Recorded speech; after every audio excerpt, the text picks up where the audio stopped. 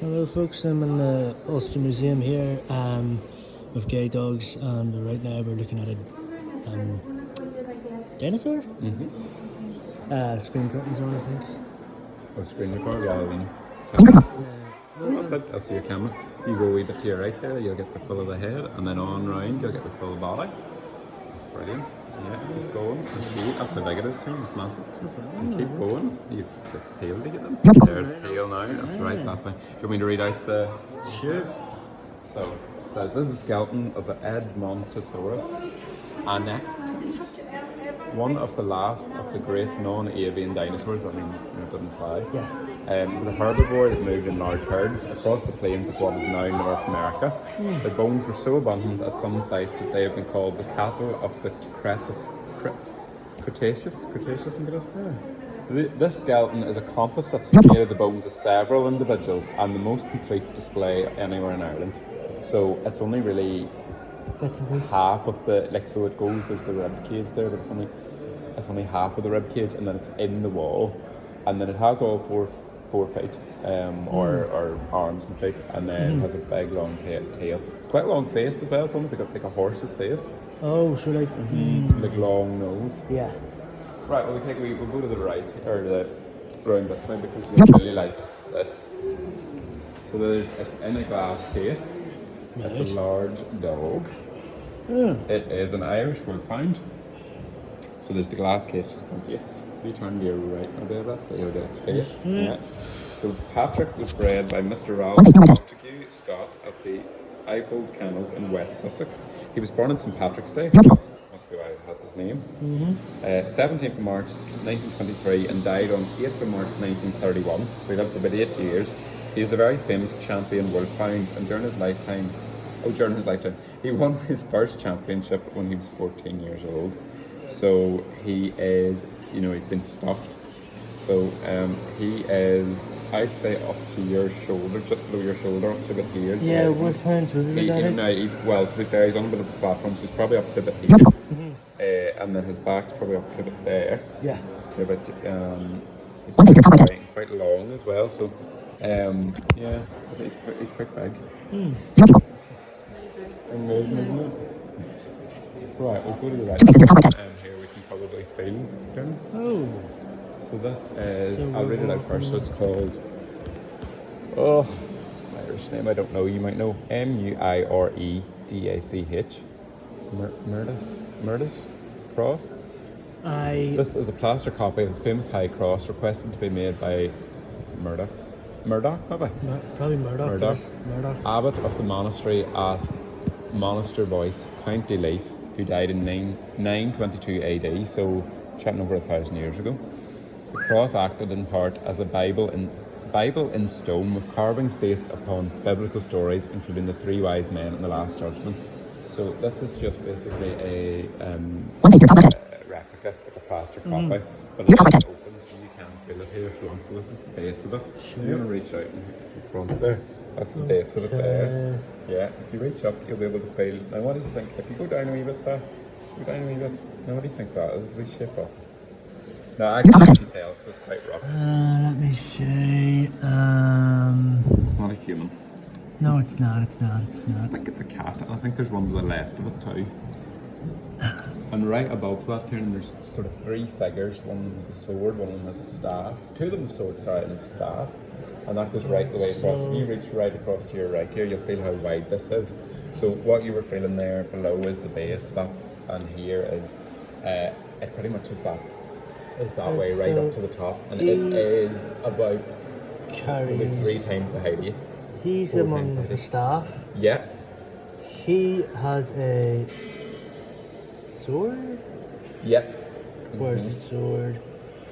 Hang on. And then that's the sort of face there. So his sword must be... There's 3 more above you, so I think that must be like the journey of the wise men that they talked about to him, or perhaps it's the Last Judgment for Jesus. Do you want to go around and see the other side? Sure. Where's his sword? Oh, his sword's up. His one's right across his body. He's holding it right across his body, so it's very defensive there.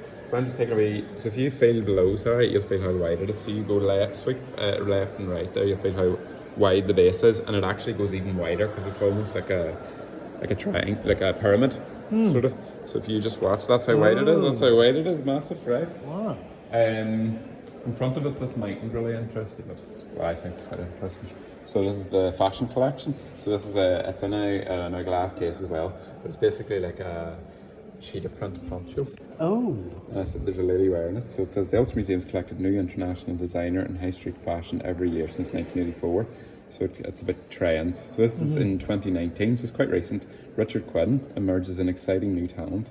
His bold demi-couture garments, known for their explosive use of pattern, which is what this is, you know, the cheetah, and range of influences, including the 50s designs of Dior and textile artists as well. So his designs have been worn by fashionistas all over the world, including Amal Clooney, she's married to George Clooney, Kendall Jenner, you've obviously heard her, and Cardi B. Oh yes, the rapper.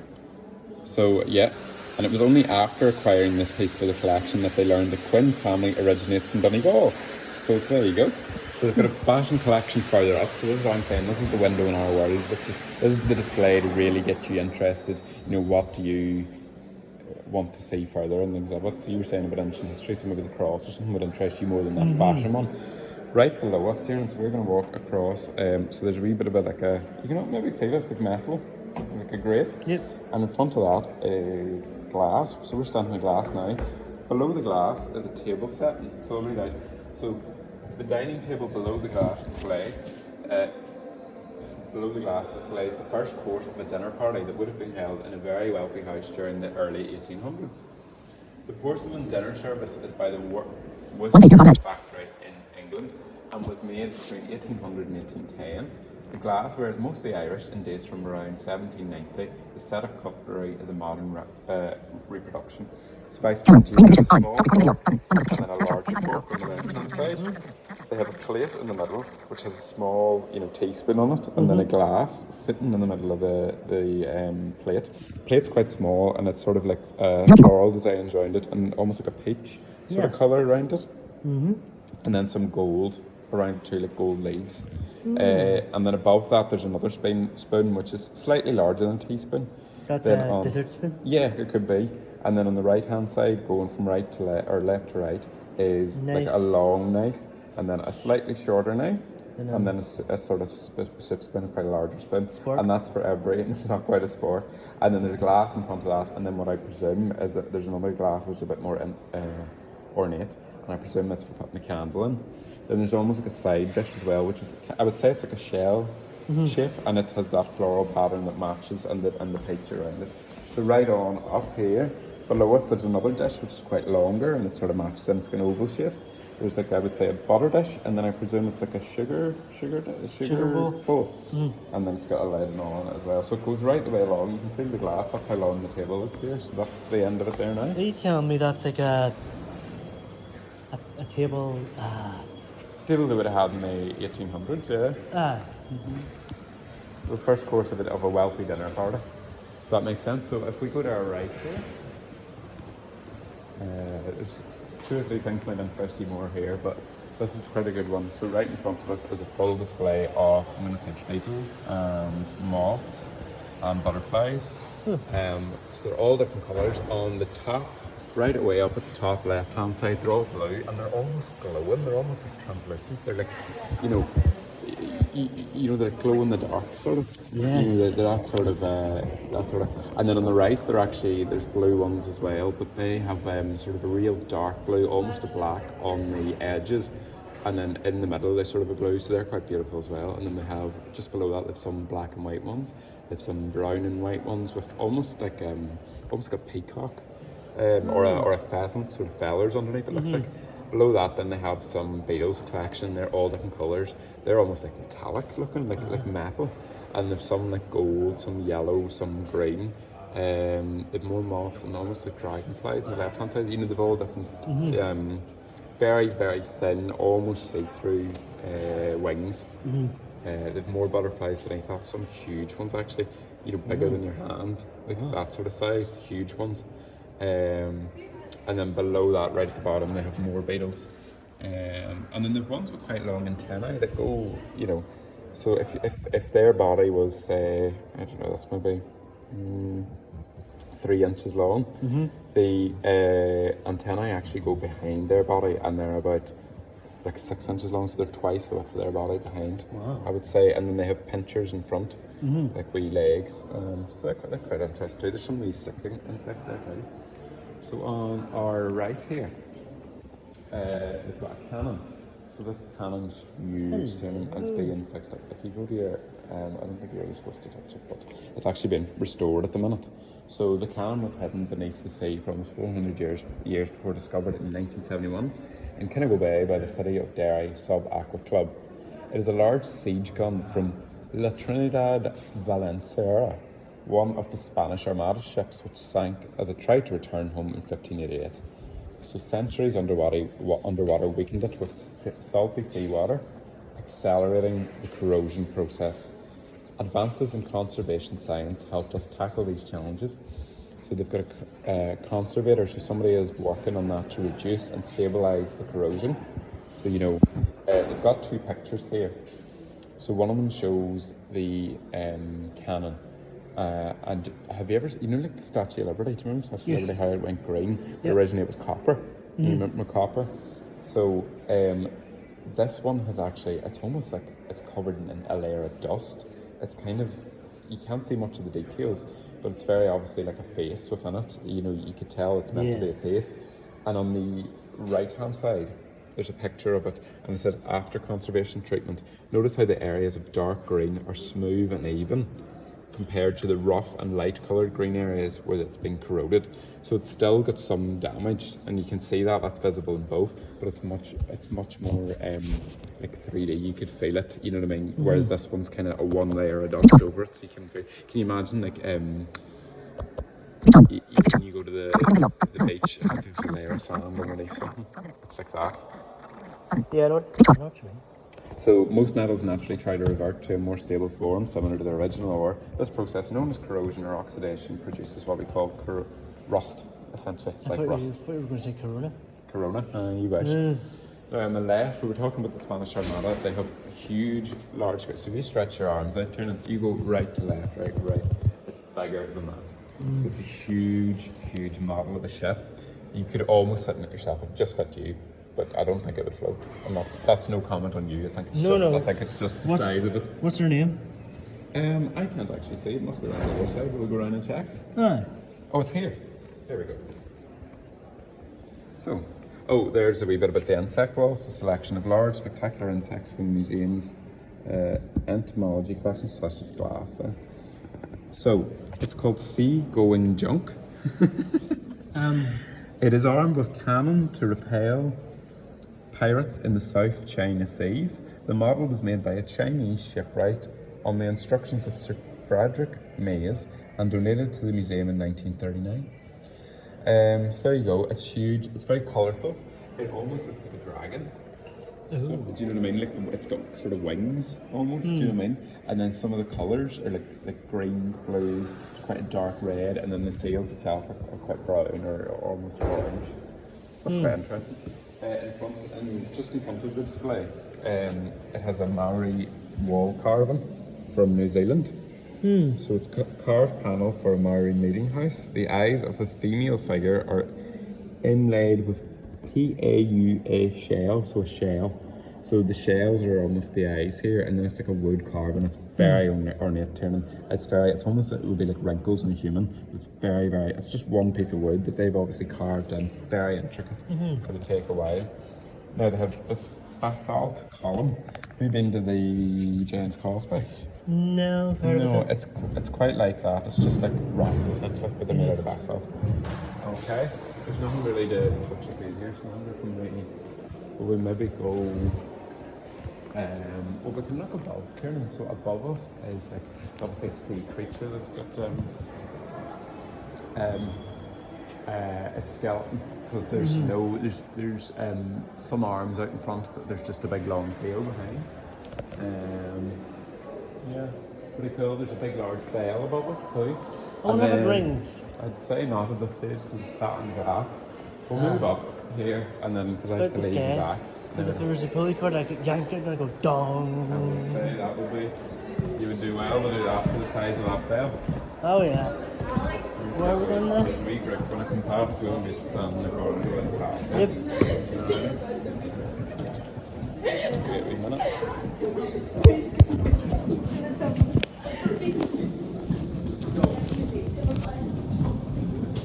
Let's go down or Yeah, it's going down. is that where we're going, yeah? Yeah. So you want to take my arm? Just path there. Actually, pass there now. So we'll go right down this round. Yeah, I thought it was stairs. I was like, oh, yeah. I was sorry. Right. So we're back in where you were sitting earlier, and right above you, there's actually 2 TV things here. Right. So right above you, 3 dragons made out of wicker. You know, like a wicker basket. Yes. Built a wicker basket. Just like we used to make them in Easter time with kids. Exactly. So they're huge, like dragons, and they were on Game of Thrones. Oh, something like. So they all have different, Something yeah, like that. yeah, a bit like that. So they have different expressions on their faces too. They're in different sort of flight patterns. Yes. And then on the right hand side up here is, have you seen Dairy Girls? Aye. So this is the chalkboard from Dairy Girls. Have you seen that episode where they have the Yes. chalkboard? So this is just a wee sign that tells you about it. So it talks about the differences between Protestants and Catholics. So if you remember. Yes. Yeah. So do you want me to read them out? Sure. So the first one, Catholic gravy is all Bisto, it's fish on Friday. Protestants think all Catholics or Catholics are all Alcos. Holidays, Catholics go to Bundoran and Protestants go to Newcastle. Catholics love Mary. Protestants love soup. Catholics watch RTE. Protestants love accordions, bands and orange stuff. The distance between the eyes. Catholics love incense. Contraception. Peelers are all frauds. The Angelus. Protestants paint rubbish murals. Protestants love King Billy. Protestants keep toasters in cupboards. That's the famous one, isn't it? Yeah. British versus Irish. Richer, the Tatler. Protestants like to march. Catholics love statues. Catholics love to walk. Protestants love hymns. Catholics are obsessed with saints. Catholics must obey the Pope. Protestants love the Queen. Holy water. Catholics. Protestants love gardening. Catholics have fancy cathedrals. Protestants love brooches. Catholic guilt, confession. Protestants can't spell Irish names. Protestants can't pronounce Irish names. Protestants think nuns having boys' names is weird. Protestants say an extra bit at the end of the Our Father and also call it the Lord's Prayer. Holy shops, pilgrimages, Sunday school. Catholics love JFK. St. Patrick's Day versus the 12th of July. Yeah. More freckles. Is that one? Yeah. ABBA. Protestants love flutes. Catholics love bingo. Sounds good. Protestants have horses and wear gilets. GAA versus football. Camogie versus hockey. Protestants think Catholics keep cold in the bath. And Protestants can't have fun on Sundays. So there you go, that's what it all says. It's all written in chalk on a big chalkboard. So from the show. So you'll have to watch that episode back now. Oh, Get a laugh. Really? Did you enjoy that? and that was entertaining. And that wasn't. Right, we take a wee lift here and our We'll take a left. wee lark upstairs. Yep. Oh, that's only going down. It mustn't be. It's got a down button, but I don't think it is.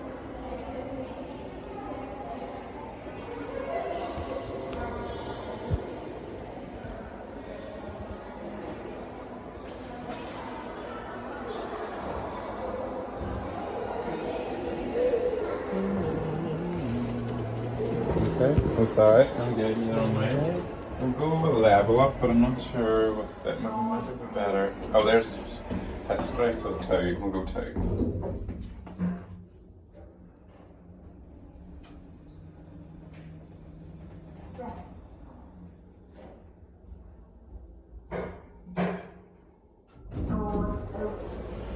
That didn't sound healthy. Okay, we'll go to the Ice Age. Oh, hello. So now you can't reach out to these unfortunately, but they have in front they have a giant deer. It's huge and it's got big horns, antlers. So the giant Irish deer is now extinct. It's huge, that's it, yeah, that's it. It's got huge antlers. And then on the left hand side, if you go to your left, it's actually got a, keep going there, keep going. Keep going a bit more. That's it. It's actually got a skeleton of a giant deer. So it's huge. Nice. So it's like a stag on it. Yeah, it's massive. It's about if you reached your hand up, about the height of that. Yeah, or so. Or more. Not including the antlers. So in front of us there are two boar. You know, they're like pigs, like hairy pigs. So it looks like a mummy one and a daddy one, and then on the that's just saying please do not touch. And then they have two baby ones right behind. So it says archaeological evidence indicates the wild boar appeared in Ireland soon after the end of the Ice Age, but became extinct in the 17th century. Wild boar live in small groups based around breeding sows. The piglets lose their distinctive striped coats when half grown. So they have really stripy coats. It's like it's going from the front to the back, and it's white and or like cream and brown. Whereas the boars themselves it's almost like a mix, you know, like brindle that dogs get. It's like a mix between dark and light. And then on the right hand side there's a brown bear. So did you know the brown bear lived in Ireland until at least 3,000 years ago? It is a very varied diet, including fruit and nuts, insects and fish, and small mammals. An adult bear could easily have taken any wild boar piglet that strayed too far from the protection of its group. So it's kind of round a corner, and there's like a forest background printed onto the back here, and there's some dirt in the ground and stuff. So this bear has just spotted the piglets.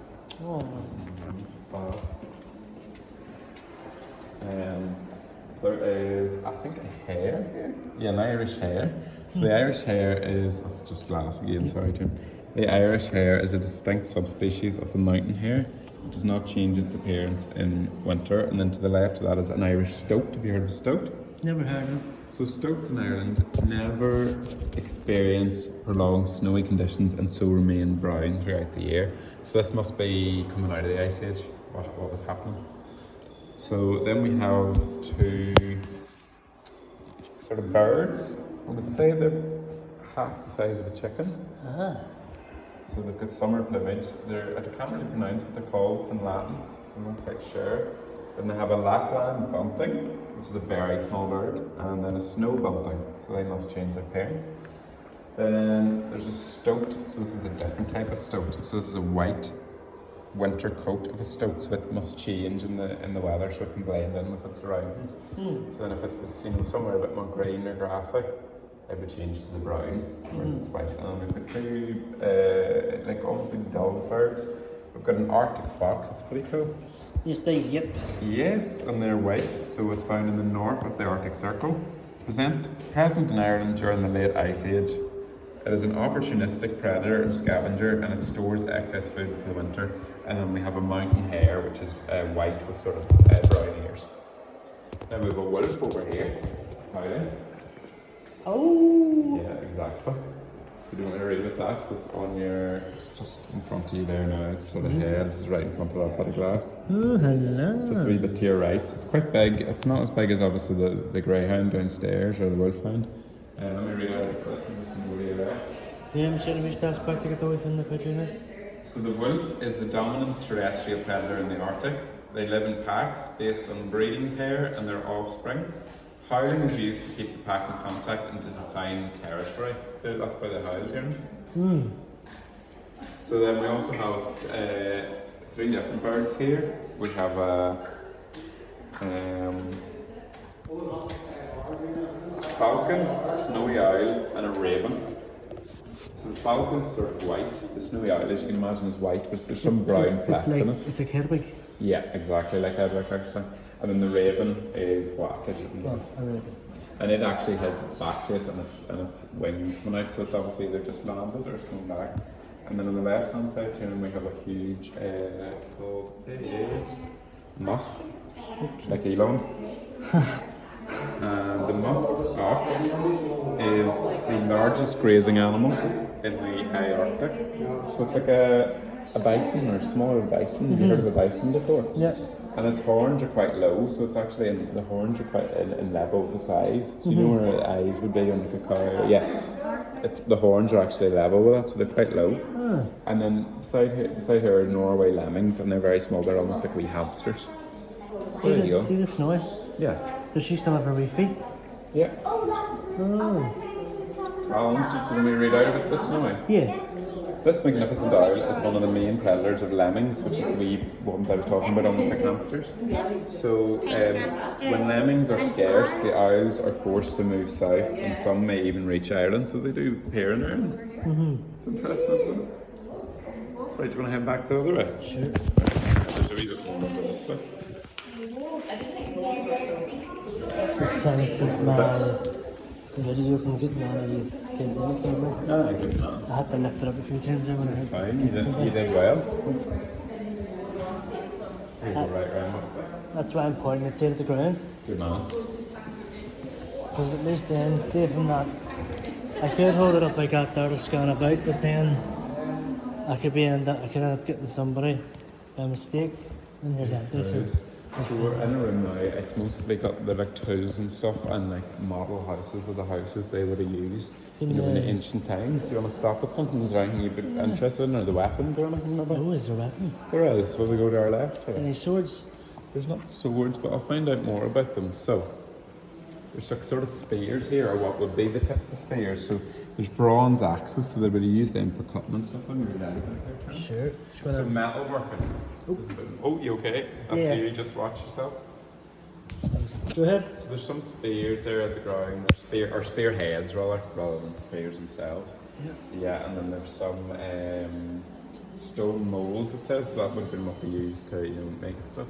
So metalworking was a complicated technology. It involved a wide range of processes and skills: prospecting, mining, smelting, and casting. Tools and weapons were cast in single or two-piece molds made of stone. So that's the molds I was talking about, so they're made of stone and that's how you get the metal. Yep. Some metal objects had a better cutting edge than their stone equivalents. So there's a lot of metals here. Some of them look quite blunt actually, they've obviously been blunted over the years, but then they've obviously would have been kept sharp at the time. The most striking metal objects were those made of gold, as you can imagine. Picks. So slim, elegant neck ornaments called lunulae and decorated discs were cut from fine sheets of beaten gold. So you would have had to beat gold to get it into the shape you wanted. Pottery and stone technologies continue to improve, resulting in greater range of objects. So you've got some different, as I said, all the different spearheads and stuff there. So they want me to guide you around the here. See when you See said... them on me? Yeah, sure. See when you said weapons? I thought they were like, see, out on a display, which you could feed. Oh no, there is one that you can. I think there's a drawer or something you can open, so we can maybe do that after. There's stones you can definitely feed. Sure. Tackabody's in here. Tackabody is the mummy. It's in, she's in a glass case now. So right in front of us here is the coffin. So it's very intricately decorated. It's got lots of different hieroglyphics on it. Have you seen hieroglyphics before? Yes. Is this it here? Is Yeah, glass? that's glass there. So it's just a little. So Tackabody was the first mummy to be brought to Ireland, and only the second to be unwrapped in the British Isles. Her hieroglyphs were deciphered by the Reverend Dr. Edward Hinks. The horizontal inscriptions gave the name and titles of Tackabody and her parents, while the vertical inscriptions compartments were speeches of the gods. Alright. Tackabody's name can be seen at the end of the third horizontal band. So it must be the other side. The face on the mummy case was supposed to be a likeness of Tackabody when she was alive. So it's like a model of her face. She's quite large eyes and stuff. And what they've actually done here, Tiernan, which is quite amazing, they've got her, when they took her out of her case, so they've got an actual body here, like of her. She's fairly well preserved. If we walk around to the other side, right? Her actual body? Yeah, her actual body. We can listen to it as well if you want. There's pictures here. Let's just confront you now. That is her body in the bottom of the coffin. No. So on the right is her face, is her head. You can actually see some hair there, Charlie. Hang on. The light in here is a bit lower, so to preserve her. So go up a wee bit. Yeah, see there, perfect. So that's her face. Oh. Yeah, do that. Is it better that way?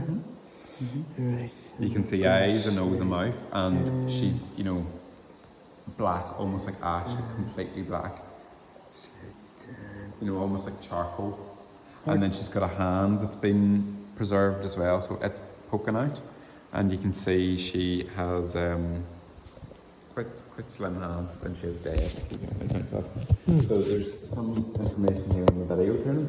There's a video. There's a video. It'll probably be online, so I can probably send it to you. I wonder, can you listen to this anyway? So on her left, Tiernan, so it doesn't start for 44 seconds, so that's just the TV. On the left, I'll read out about it, is a model of what they think Tacky Beauty would have looked like. So they scanned her face, and this is as good as they can do. So if you move a wee bit to your left, a wee bit to your left, and then go right with the camera. Yeah, a wee bit more, that's you. Yeah, it's up there, perfect. And that's Tacky Beauty. She has a long, like necklace on her. That has different stones and beads on it, and some of them are gold and black, and you get some, obviously, some of them are quite precious. What do they have her looking like? She looks, just very Egyptian. She's got the makeup on, so they've obviously they must have been tradition to shave her eyebrows, and she's got some drawn on, and then she has almost like cat eyes makeup. And then she's got a wee bit of makeup on too. It looks like she's got some lipstick on too, so they must have used that at the time. And then her hair's in threads. So she's obviously threaded her hair too. So I'll read it out to you so you can... So, reconstructed head of Tacky Beauty. A reconstructed head was made by experts from the United Kingdom and Ireland. The intricate and painstaking process is explained in the video nearby, which I'll send you. The necklace is modern. For the first time, we can see how Tacky Beauty looked to her friends and family when she first lived in her grand house in Thebes. So that's where she's from. And where? Thebes. Thebes. So, Egypt. Thought that. So there you go. This is all about mummification and how they Yeah, they picked her brain out. So do you want to look about how she died now? Sure. There's quite a lot of information about that. So, Tacky Beauty was stabbed with considerable force in the back of her upper left shoulder. The resulting wound is around 5.6 centimetres in length. It fractured several ribs and was the cause of death, suggesting she was murdered. So X-rays and scans show packing in the area of this injury, a substance likely to be resin, like a plastic or something. It was used to fill and close the hole in her body. Perhaps it was applied after she died to protect or cure the wound in preparation for the afterlife, because they had a big belief in the afterlife, and so that's why your body was preserved. All right. So she was between 20 to 30 years old when she died.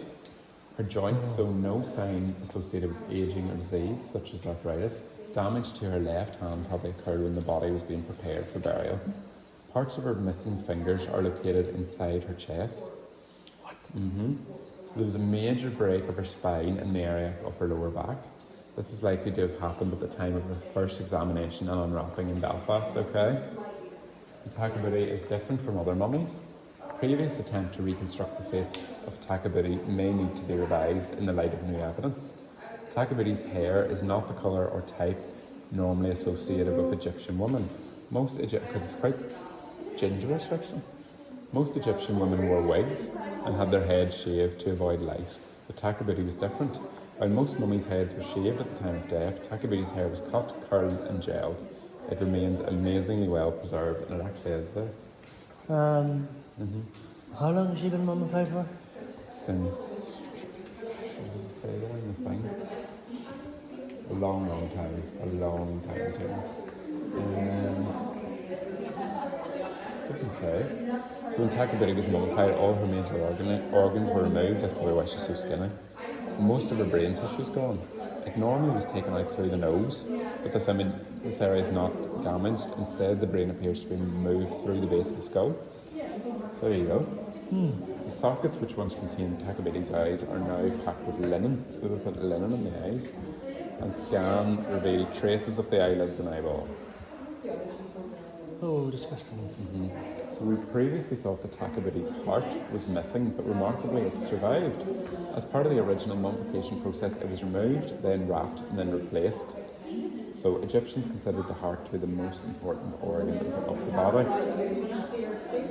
The heart was your ticket to the afterlife, so you needed to be buried with it.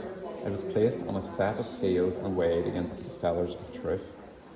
If you had lived a bad life, the heart would be too heavy and the scales would not balance. the demon Ammit, which is what they believed in, with the head of a crocodile, the body of a lion, and the lair of a hippopotamus, would eat the hearts of anyone who failed the test. If this happened, your quest for eternal life had failed. So there you go. Not interesting? Well, Harry Potter wiki had one thing right. Yeah. The Harry Potter wiki had one thing right about Egyptians. What was that? The Horcrux. Oh yes, of course. Let me look here. I can really know around here that you can see something. Oh yes, there is a head. Hello. Let's see. So I'm just going to pull it up from here. Oh no, you can't. Never mind. Oops. What was in there? It's just more spears, more exhibits. So let me look. There's a few more on top of this and I'll check all them ones. There's about 8.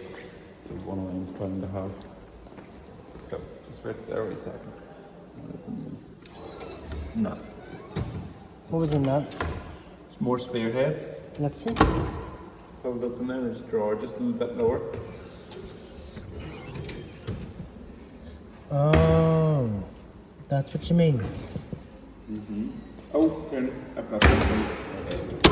Let's here we go. So I'm gonna let you, if you feel out, I'm just gonna spin you around there. If you feel out, you can see some spearheads. Feel some spearheads. Sorry. Pointy. Okay. Do we have anything more pointy? That's probably the more pointy. Suppose that would be sharp considered. So now that one seems more realistic, but that one's just what is that? Yeah, it's quite a wide one. It's quite sharp. If you go to the right hand side of that one, Tim, that you were feeling, it's quite sharp compared to the other ones, isn't it? So that was maybe used as a sort of for cutting or like an axe almost. So that's it. That's just them 3. Do you want to see what else we can do? Because I have to go shortly, so. Sure. We check what else. I think there's ones upstairs you can check something. So there's like a room. Actually, it might be on the layer just or the level just below. So if you head that way, just go around. We could take the stairs down. It's not far.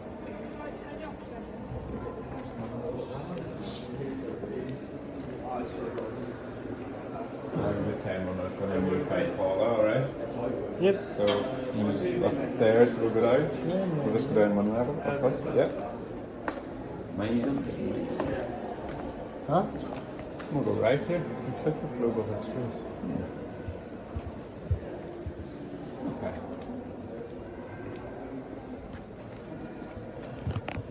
And in front of us, there's a Triceratops up on the left hand side, so there is. Way up, but further up, yeah. That's up there, probably. Yep. I've missed this room. Where is it? I've lost my bearings altogether. I wonder. We'll go up to this inclusive global history. It's not interesting. We'll go there, sure, and see the crack. Sure. We'll go back up the stairs we came. We'll go back up the way we came. So it's just up these stairs here, these few stairs.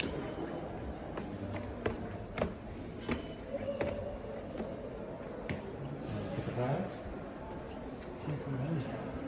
And then right up on down.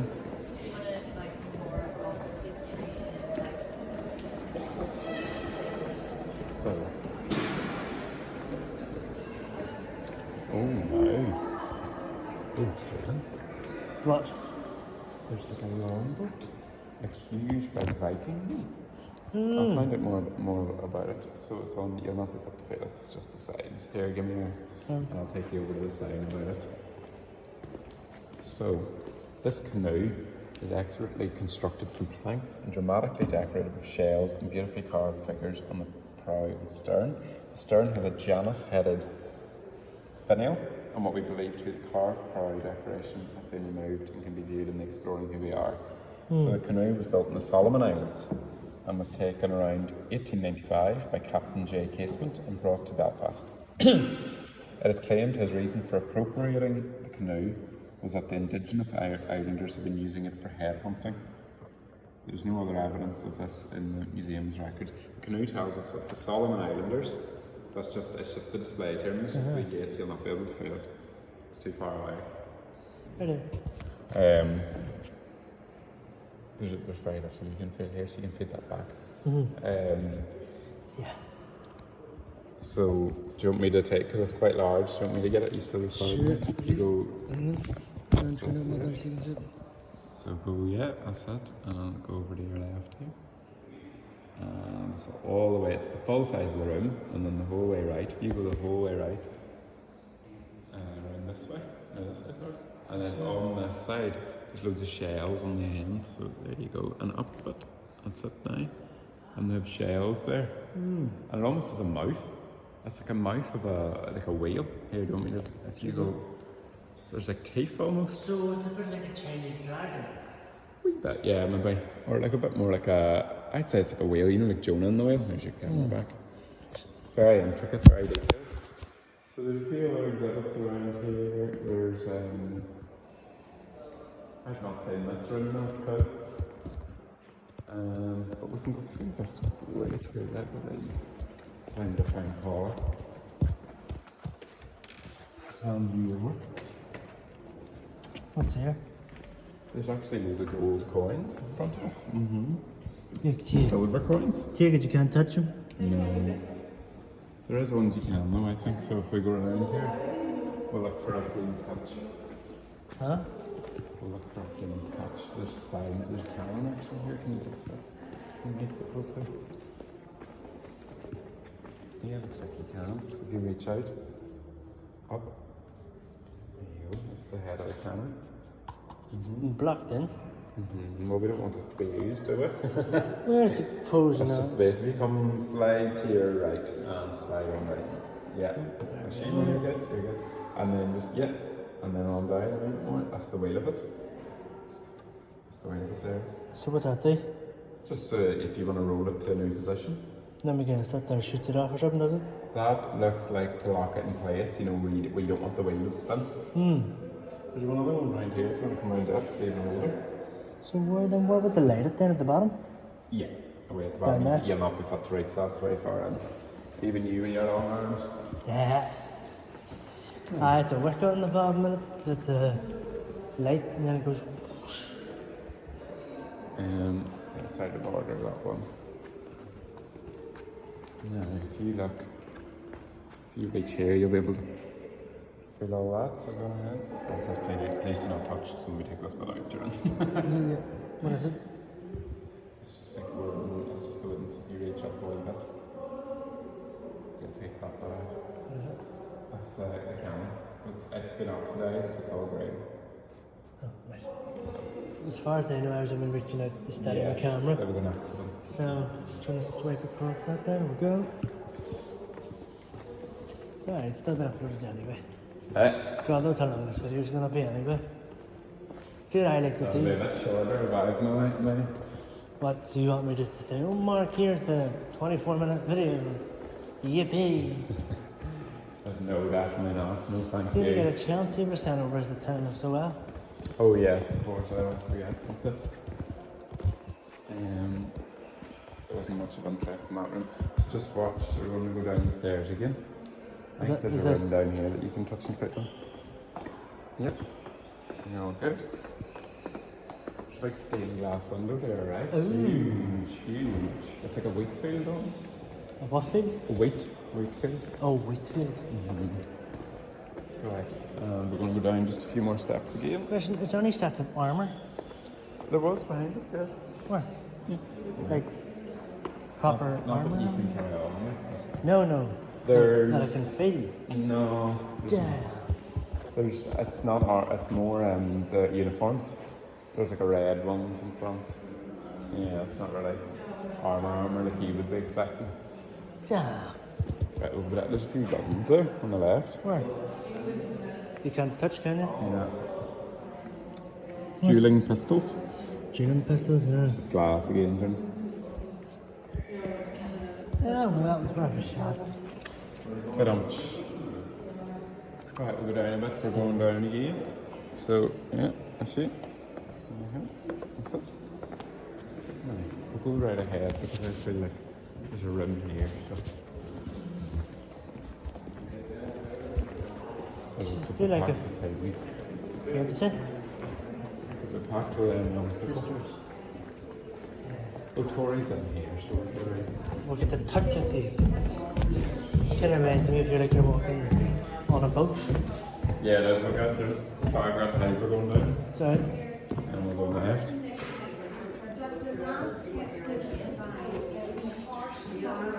And quite often it's a feudal system, so the landlords owned the majority and they paid rent to their landlord.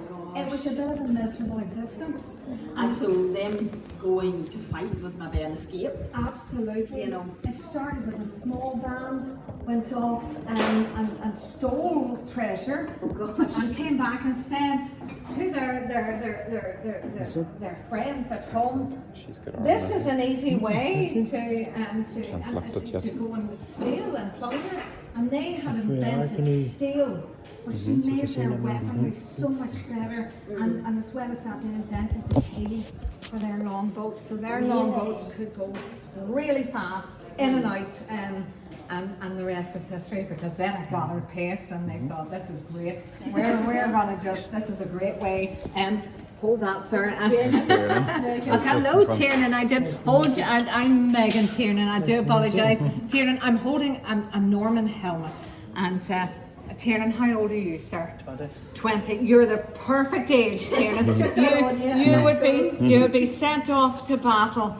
Young men like This- yourself. So, Tiernan, I'll give you one that you can put on. This one's a wee bit heavy. And what's your name, sir? Mark. Mark, do you want to hold that Yes, for I me, will. Mark, just for a second? And So, so, Tiernan, I'm talking about Vikings. Oh. So, Viking helmets. Vikings pretty much invented steel. They were very, very clever at metalworking. So they learned how to smelt, how to extract metal from rock, from stone. And certainly you can feel that at the front, Tiernan. this is to cover your. It is indeed, Tiernan. So pop that on. I try it on, sure, Tiernan. So let's see. So What about that? that's really suits Tiernan. I'm telling you, absolutely. And certainly, this is the age that the boys would have been sent off, and Tiernan, you would have been really excited. You'd be running off to go and seek some treasure and bring it back again and tell all your friends. Here's the question: is there any weapons? That's a good question. Turn here to used see to you. have weapons here, but plastic Actually, you look weapons. well. There was so many children got hurt. Oh, really? Because they were Aye, they were. bad. So, and then I had to get in the middle Plastic and swords. we used to have Tiernan. Unfortunately, we don't anymore because they were. I know it's a health. Oh, Tiernan, yes. Let me give you a shield. I haven't given you the shield. Oh, I'll yes, give you yes. that in one moment. Tiernan, if you would like to see, I've got a gauntlet in front of me. So you can certainly pop your hand in there. This is a medieval. Right to the left. That's your left hand. There we go. So you can feel the weight of that. Now, Tiernan, as I send it toward it, whenever you put this on, tell me what you want to do. Right? Now, be honest. What do you want to do? I'm going to stand out of the way. What's your first thought here? Now, be honest. Whenever you put this armour on, you get a sense of bravado about To you. bring order. To bring order. Tiernan, I'm going to bring this Here. shield over. Do you have Oh, another there's a glove shield or coming. just one glove? Just the one. There's a huge shield coming your way. Oh, thank you. Tiernan, I'm actually going to have to remove this glove for this. I'm going to need this hand to hold the shield. If that's okay. Have a feel of the shield here. You can maybe just hold on there, Tiernan. This is called the Norman kite shield. It's the shape of a kite, and if you it's a good fit for you, Tiernan. Actually, grab onto those leather. Can you feel those leather? If you, in fact, take that glove off, Tiernan, and I'll put your hand right in here. I know, Tiernan. I think. I know it'll be there's- hard for him to. So, what you do, Tiernan? Can you? Oh, that's it. Now, Oh, he's got it. He's got it. Really good. Victoria, I will let you try this as well. So this covers your whole body, Tiernan. And it's a good shape for you to run with as well. And how's that feeling? you're feeling you could go into battle. You're feeling you could go in, you know, and it covers you. So certainly, it's a bit heavy too. It's green and yellow, good Donegal colours there for you Yes, too. No? indeed. Are you a Donegal man, Tiernan? Always, Yep. you're fond of it, aren't you? Oh, yeah.